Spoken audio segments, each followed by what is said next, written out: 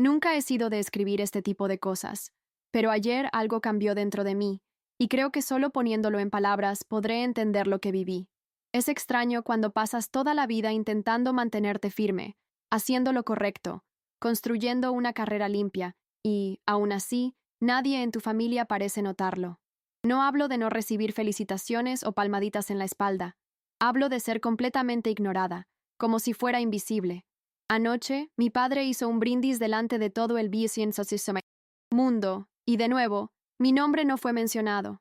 Exaltó a Gabriel, mi hermano menor, que acaba de ser trasladado otra vez, una vez más por comportamiento inadecuado, y aún así fue llamado ejemplo de resiliencia.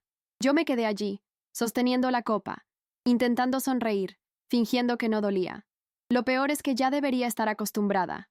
Son años escuchando que trabajo con papeles en el ejército, como si mi función fuese apilar carpetas. Soy mayor en inteligencia estratégica, con 14 años de postdoc servicio. Parte de ellos en misiones que ni siquiera puedo contar. He estado en zonas que mi padre solo conoce por las noticias, y aún así, nada de eso importa cuando estoy en esa casa. Gabriel siempre fue la estrella de la familia. Incluso cuando fue suspendido, cuando casi puso en riesgo una operación en una base aliada por su comportamiento impulsivo, aún así le justificaron. Conmigo, cualquier mínimo error sería motivo de linchamiento. Pero no les di ese gusto. Y sinceramente, a veces parece que ser demasiado correcta solo me hizo más invisible. Anoche esa sensación se hizo más fuerte. Creo que en el fondo, ya sabía lo que venía. Hoy, cuando llegué a la base, apenas tuve tiempo de respirar. La notificación estaba allí, en mi bandeja. Mi hermano sería reubicado temporalmente en nuestro centro de operaciones, el mismo donde yo comando el equipo de seguridad cibernética. El nombre de él, en mi unidad. Me quedé unos segundos quieta, mirando la pantalla, sin saber si reír o gritar. Él no tenía idea de que yo era quien dirigía esa área, y eso lo hacía todo más delicado. Su historial no es un secreto. Ya violó protocolos, filtró datos por descuido y siempre intenta esquivar reglas. Tener a alguien así en un sector como el nuestro es peligroso. Pero claro, nadie en la familia lo ve así. Según ellos, soy yo la que exagera. Su llegada fue peor de lo que imaginaba. Entró en la sala reservada para reuniones de alto nivel, la SCIF, como si fuera visita en un asado, sin credencial, sin uniforme adecuado, sonriendo y saludando a todo el mundo como si estuviera allí para contar chistes. El equipo se quedó sin reacción. Algunos me miraron, esperando que yo resolviera. No dije nada. Simplemente tecleé el código de seguridad y vinieron 2 PM a buscarlo. Todo sucedió en silencio. Él todavía intentó bromear, pero nadie se rió. Después de que la puerta se cerró, continué el informe como si nada hubiera pasado. Por primera vez, sentí que todos en esa sala realmente vieron quién soy allí dentro. No por la reacción de él, sino por mi postura. Y eso tuvo un peso que ni siquiera sé explicar. Esa misma noche, recibí la llamada de mi padre. Ya conocía el tono antes de contestar. No preguntó qué había sucedido. No quiso entender el contexto. Solo repetía, con rabia contenida, que yo exhibía a mi propio hermano delante de extraños, que podría haber resuelto de otra manera, que la familia viene antes que el reglamento. Y yo solo escuchaba. Del otro lado, se escuchaba la respiración de mi madre, pero ella no dijo ni una palabra. Cuando la llamada terminó, me quedé mirando el techo del alojamiento durante mucho tiempo. Aquello me golpeó en un lugar antiguo, que creía ya cerrado, porque no se trataba solo del episodio. Era toda una vida siendo medida con un criterio que nunca se aplicó a mí. Al día siguiente, abrí mi correo sin esperar nada especial, pero me encontré con decenas de mensajes del equipo, y no eran genéricos. Cada uno decía algo que me desarmó por dentro. Gracias por mantener la seguridad. Fue la mejor conducción que he visto en un incidente interno. Sostuviste la sala con firmeza y respeto. No eran halagos vacíos. Era reconocimiento de gente que sabe lo que es estar en una posición de mando con todo en juego. Me quedé allí, sola en la sala, leyendo uno por uno, y comprendí que tal vez eso era lo que siempre había faltado. No ser notada por la familia, sino ser reconocida por quienes entienden el peso real de cargar responsabilidad. Eso, para mí, valió más que cualquier brindis o fotografía en un portarretrato. Esa misma tarde, Gabriel me llamó. No lo esperaba. Pensé que sería otra petición de explicaciones, o, peor, un discurso preparado para justificarse.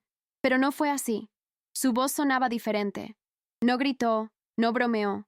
Solo preguntó, directo, ¿vas a poder interceder por mí? Respondí del mismo modo. No es mi papel. Al otro lado de la línea, guardó silencio. Por unos segundos pensé que colgaría, pero entonces dijo, hiciste lo correcto. Solo pensé que me protegerías como siempre. Y en ese instante, lo entendí. Él todavía me veía como la hermana que corregía sus errores, no como la oficial responsable de la integridad de toda una operación. Respondí despacio, sin rabia, pero sin suavizar. Proteger no es encubrir, es mantener en pie lo que importa. No respondió de inmediato. Solo murmuró un entiendo tan bajo que apenas se oyó. Y por primera vez en años, sentí que realmente me había escuchado. No sé si eso cambiará algo en su cabeza, pero para mí fue suficiente. No por la disculpa, porque nunca llegó, sino porque finalmente reconoció que hice lo necesario, incluso si eso costaba otro rompimiento familiar. Colgué con una sensación extraña, como si hubiera dejado un peso que llevaba hace demasiado. La mañana siguiente me convocaron para relatar formalmente el incidente. Entregué todo por escrito, como dicta el protocolo, sin exagerar, sin omitir. Mientras revisaba el documento en mi despacho, vi, por el reflejo de la pantalla, a algunas personas observándome desde el pasillo, no con desprecio ni curiosidad, sino con esa expresión contenida de quienes presenciaron algo y entendieron su significado. Nadie dijo nada, solo siguieron, pero, en ese ambiente donde casi todo se mide en silencio y precisión, esa mirada decía mucho. Por primera vez, sentí que no era solo una pieza más allí, era una referencia, no por un título, sino por cómo manejé una situación que pudo descontrolarse. Poco. Después, una de las analistas más jóvenes pasó por mi sala, dejó una taza de café en mi mesa y se marchó sin decir nada. Un gesto simple, casi imperceptible, pero que me tocó profundamente. Me quedé mirando la taza durante varios minutos. No por el café, sino porque ella sabía que paso las mañanas sin comer bien, concentrada en los informes, y nadie lo había notado antes. Ahí comprendí que ser vista no siempre es cuestión de aplausos. A veces es que alguien note lo que soportas en silencio. Y en 1900, esa base, después de tanto tiempo siendo solo la de inteligencia, por fin tenía un nombre. Al final de la tarde, tuve que pasar por el sector de comunicaciones para revisar una inconsistencia en el sistema de registros. Al entrar, la conversación cesó. No por hostilidad, sino por respeto. Antes, cuando aparecía en áreas fuera de mi rutina, era común escuchar bromas disfrazadas. La jefa de los papeles, la ninja de Excel, esas cosas. Pero ese día, el ambiente era otro. Uno de los sargentos incluso se levantó y me ofreció su propia silla. Rehusé, como siempre, pero lo agradecí de verdad, porque allí quedó claro que algo había cambiado. Y no fue por una medalla, ni por gritar más alto, fue simplemente por hacer lo correcto, aunque eso significara exponer al hermano delante de todos. Esa noche, mientras completaba el último informe del día, mi móvil personal vibró con un mensaje. Era de mi padre. 2 palabras. Estoy decepcionado. Solo eso. Sin contexto, sin preguntas, sin intentar entender. Borré el mensaje sin responder. Pero confieso que aquello me atravesó de una forma que no quería admitir.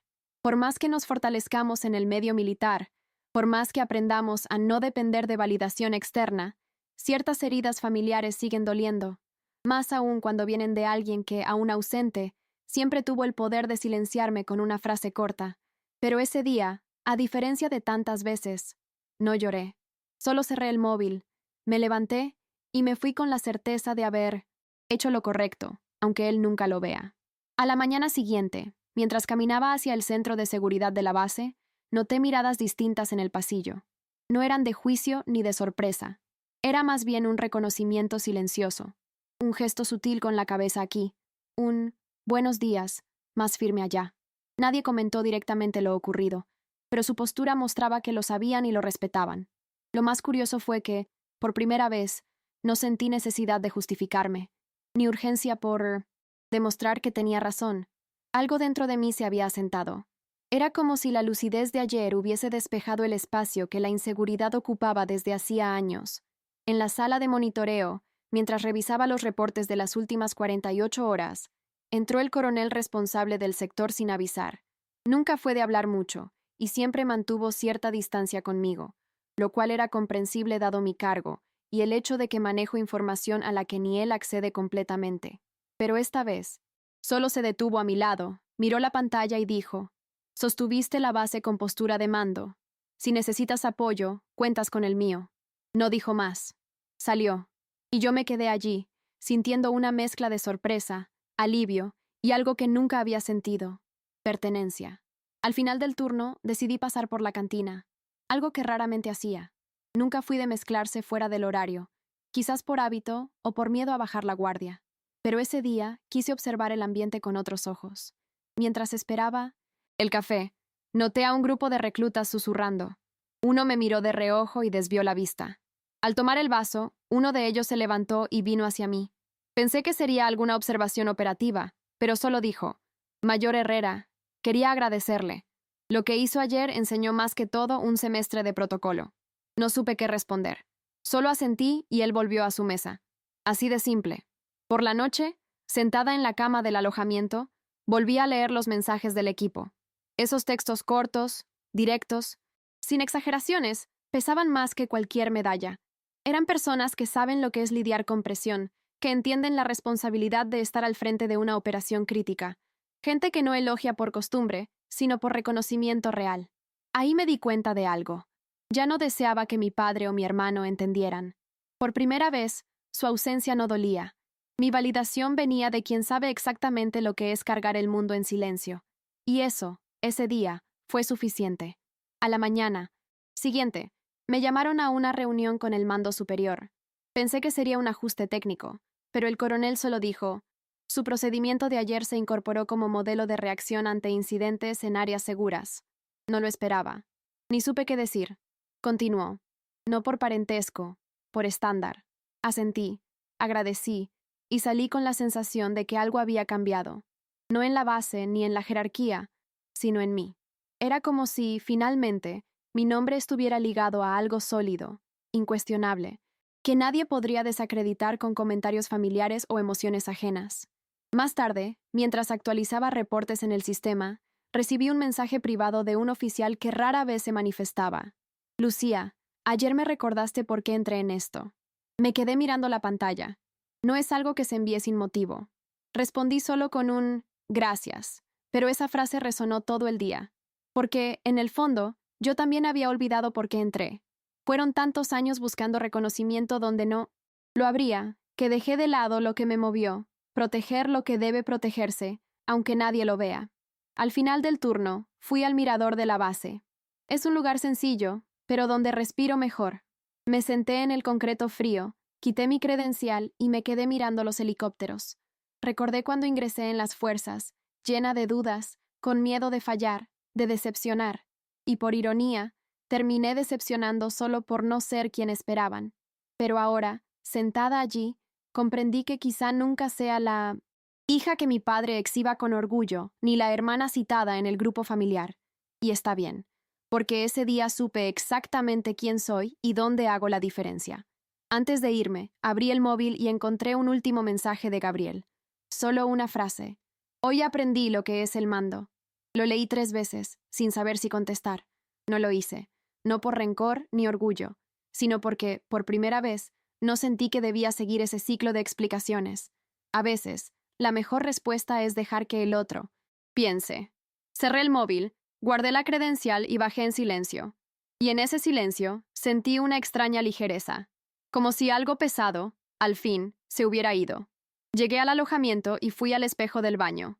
No sé por qué, pero me quedé mirando mi reflejo mucho rato. No lloré, no sonreí. Solo vi esa guerrera con el uniforme manchado de café, el cabello recogido como pude, ojeras profundas. Y aún así, había una firmeza allí que nunca reconocí. No era vanidad, era otra cosa. La certeza de que ese día hice lo que debía. Sin público, sin medallas, sin felicidades, pero con la seguridad de cumplir mi papel. A veces, eso basta para seguir. Y por eso escribo. No para ganar me gusta ni desahogarme, sino porque sé que hay quien lee esto y ha sentido la misma soledad dentro de su familia. Esa sensación de que lo que haces nunca es suficiente, que el silencio de otros pesa más que cualquier regaño. Yo aprendí que existe un tipo de respeto que no viene de la familia, ni de los medios, ni de quienes uno quisiera. Proviene de los que están en el mismo campo, soportando el mismo peso. Y cuando ese respeto llega, aunque sea en un correo o mirada, lo cambia todo, porque es verdadero, y permanece. Desde entonces, nunca volví a explicar mi trabajo en cenas familiares. Nunca más esperé escuchar mi nombre en brindis. Sigo haciendo lo mío, a mi manera. Algunos días son más duros, otros no tanto, pero ninguno vuelve a confundirme sobre quién soy. Soy Lucía Herrera, y aunque ellos aún crean que manejo papeles, sé bien lo que sostengo en silencio, y quien necesita saberlo, lo sabe. Eso basta. Hoy, cuando veo mi nombre en listas internas o escucho un gracias del equipo, comprendo que el reconocimiento no viene del grito, sino de la postura. Si hubiera cedido ese día, dejado que Gabriel se quedara, o me hubiese disculpado por hacer lo correcto, me habría traicionado. No lo hice. Me mantuve firme. Y por eso, cuando apoyo la cabeza en la almohada, incluso en los días más duros, duermo en paz, porque ese día elegí ser quien necesitaba ser, y nunca más di un paso atrás.